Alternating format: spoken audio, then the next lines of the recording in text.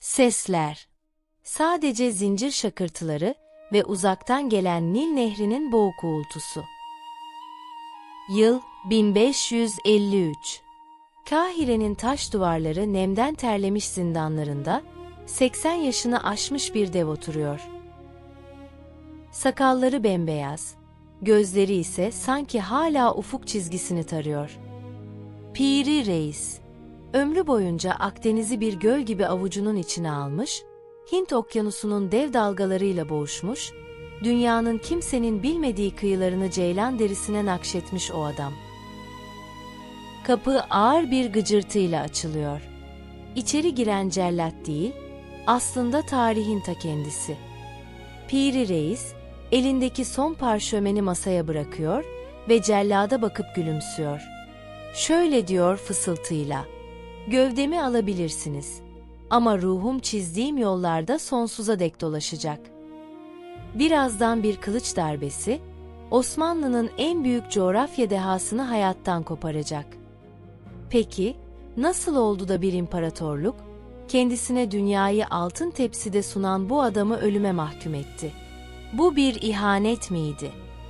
Yoksa devasa bir komplo muydu? Her şey, 1465 yılında Gelibolu'da başladı.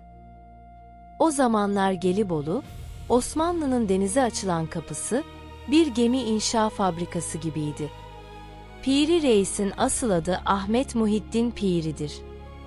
Küçük Ahmet, henüz yürümeyi yeni öğrenmişken çekiç sesleri ve zift kokusuyla tanıştı.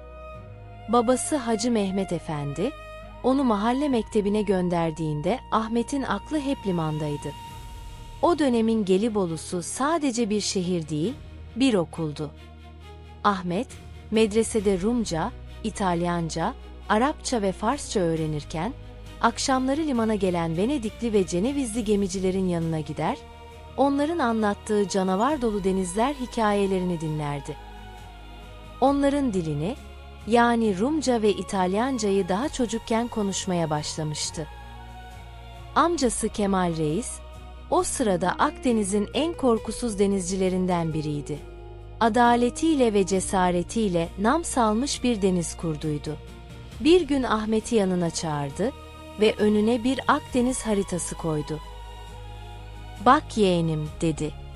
"Deniz sadece su değildir. Deniz bir kitaptır. Onu okumayı bilmeyen, dalgaların arasında yok olur." Çünkü iyi bir denizci olmak için sadece kılıç sallamak yetmez. Rüzgarı okumak, yıldızlarla konuşmak ve yabancı limanlardaki insanları anlamak gerekir. Amcası Kemal Reis, küçük yeğeninin gözlerindeki o haritalara sığmayan ışığı gördü ve bir gün elinden tutarak onu geminin güvertesine çıkardı. Ahmet için çocukluk bitmiş, Akdeniz'in uçsuz bucaksız macera dolu yılları başlamıştı. Ahmet o gün sadece bir gemiye binmedi. O gün, dünyanın sırlarını çözeceği o sonsuz kütüphaneye adım attı. 1481 ile 1490 yılları arasında Kemal Reis ve yeğeni Piri, Akdeniz'in hür denizcileriydiler. O zamanlar korsanlık, bir bayrak altında yapılan kutsal bir görevdi. Piri Reis, amcasının yanında sadece savaşmayı değil, gözlem yapmayı öğrendi. Sicilya, Sardinya, Korsika ve Güney Fransa kıyıları onların yurdu olmuştu. Bir koya demirlediklerinde, diğer Leventler dinlenirken ve gündelik işlerle meşgul olurken o, elinde bir parşömenle kıyıdaki kayalıkların şeklini çiziyordu. Gittiği her yerin kıyı şekillerini, kayalıklarını, gizli koylarını, su kaynaklarını ve liman derinliklerini not ediyordu. Gözlemleri o kadar keskin, hafızası o kadar güçlüydü ki, Akdeniz'in adeta dijital bir haritasını zihnine kazıyordu. Akdeniz'in her limanı, her derinliği onun zihnine ve kağıtlarına nakşoluyordu. 1492 yılına gelindiğinde ise, tarih en acı sayfalarından birini açtı. İspanya'da Müslümanlar ve Yahudiler büyük bir soykırımla karşı karşıyaydı. Kemal Reis ve Piri Reis, sultanın emriyle gemilerini Endülüs kıyılarına sürdüler. Piri, Gemisine binen o çaresiz insanların yüzündeki korkuyu hiç unutmadı. Binlerce insanı İspanyol kılıçlarından kurtarıp, Kuzey Afrika'ya ve Osmanlı topraklarına taşıdılar. Bu büyük insani operasyon, Piri Reis'in karakterindeki merhamet ve lojistik dehasını tüm dünyaya kanıtladı. O artık sadece bir savaşçı değil, denizlerin koruyucu meleğiydi. Bu operasyon sırasında Piri, esir alınan bir İspanyol gemicinin üzerinde garip bir harita gördü. Bu gemici, Kristof Kolomb'un gemisinde çalışmıştı. Piri Reis, o haritayı aldığında henüz farkında değildi ama elinde tuttuğu şey, dünyanın sınırlarını değiştirecek bir anahtardı. Sultan II. Bayezid, Akdeniz'deki bu başına buyruk ama kahraman denizcileri Osmanlı donanmasının çatısı altına davet etti. 1494 yılında Piri Reis ve amcası resmen Osmanlı Devleti'nin hizmetine girdi. Bu, Piri Reis için yepyeni bir dönemin başlangıcıydı. Artık arkasında koca bir imparatorluğun gücü vardı. Çok geçmeden, Osmanlı ile Venedik arasında büyük bir deniz savaşı patlak verdi. 1499 Sapienza ve 1500 Zonçio deniz savaşlarında Piri Reis, kendi gemisinin kaptanı olarak tarihteki yerini aldı. Venedik gemilerinin devasa gövdelerine karşı, kıvrak zekası ve rüzgarı arkasına alan manevralarıyla düşmanı bozguna uğrattı. Savaş meydanlarında gösterdiği bu başarılar, onu donanmanın en güvenilir komutanlarından biri yaptı. Ancak kader, en tatlı zaferlerin ardından en acı kayıpları saklardı. Yıl 1511. Akdeniz'de patlayan korkunç bir fırtına, amcası ve akıl hocası Kemal Reis'in gemisini yuttu. Kemal Reis, tüm Leventleriyle birlikte sulara gömüldü. Bu haber Gelibolu'ya ulaştığında, Piri Reis'in dünyası başına yıkıldı. Hayatındaki en büyük dayanağını, rehberini kaybetmişti. Yaşadığı derin yas ve iç çatışma, onu denizlerden bir süreliğine uzaklaştırdı. Kendini Gelibolu'daki yalnızlığına gömdü. Fakat bu yalnızlık, dünya tarihini değiştirecek bir şaheserin doğum sancısı olacaktı. Gelibolu'daki evinde, amcasıyla geçirdiği 20 yılın notlarını, esirlerden topladığı haritaları ve o meşhur Kolomb haritasını masaya yatırdı.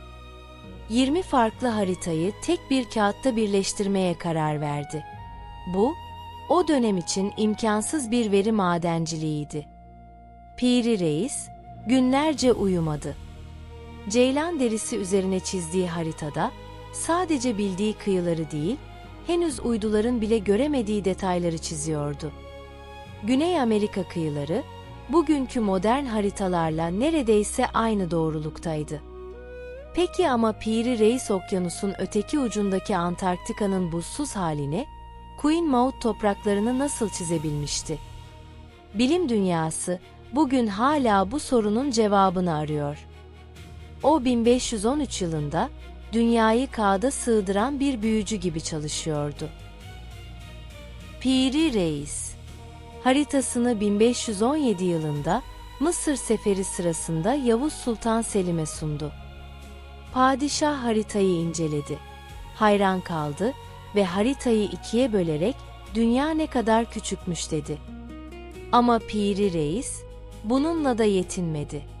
Denizcilerin kutsal kitabı sayılan kitabı Bahriye'yi yazmaya başladı. Bu sadece bir harita kitabı değil, bir denizcinin hayat tecrübesiydi. Hangi limanda hangi meyve yetişir? Hangi kayanın arkasında tatlı su vardır? Hangi rüzgar hangi mevsimde eser? Hepsini şiirsel bir dille anlattı. Kanuni Sultan Süleyman tahta çıktığında, Piri Reis artık bir efsaneydi. 80 yaşına geldiğinde ona en zorlu görev verildi. Hint kaptanlığı. Portekizliler Müslüman ticaret gemilerine saldırıyor. Kutsal toprakları tehdit ediyordu. İhtiyar Kurt Piri Reis, Süveyş'ten 30 gemiyle yola çıktı. 80 yaşındaki bu adam, genç bir Levent gibi okyanus dalgalarıyla boğuşuyor. Aden'i kuşatıyor, Maskat'ı Portekizlilerden geri alıyordu. O, bir savaşçıdan çok, bir strateji dehasıydı. Başarı, beraberinde kıskançlığı getirir. Piri Reis, Hürmüz Kalesi'ni kuşattığında Portekizliler içeride hapsolmuştu. Ancak büyük bir Portekiz donanmasının yardıma geldiği haberi ulaştı. Piri Reis, donanmanın eski olduğunu ve okyanusun ortasında kapana kısılacaklarını biliyordu. Akıllıca bir kararla kuşatmayı kaldırdı ve donanmayı güvenli liman Basra'ya bıraktı. Kendisi ise en hızlı 3 gemiyle ganimetleri ve devletin haritalarını korumak için Süveyş'e hareket etti. İşte bu kararı düşmanları için bulunmaz bir fırsattı. Basra valisi Kubat Paşa ve Mısır Beylerbeyi Davut Paşa, Piri Reis'in başarısını gölgelemek için İstanbul'a kara bir mektup yazdılar. Piri Reis'i donanmayı bırakıp kaçan bir korkak ve hain olarak rapor ettiler. Yaşlı amiral, devletini korumak için attığı bu stratejik adımın kendi ölüm fermanı olacağından henüz habersizdi. Kanuni Sultan Süleyman, bu raporlar ışığında en zor kararını verdi.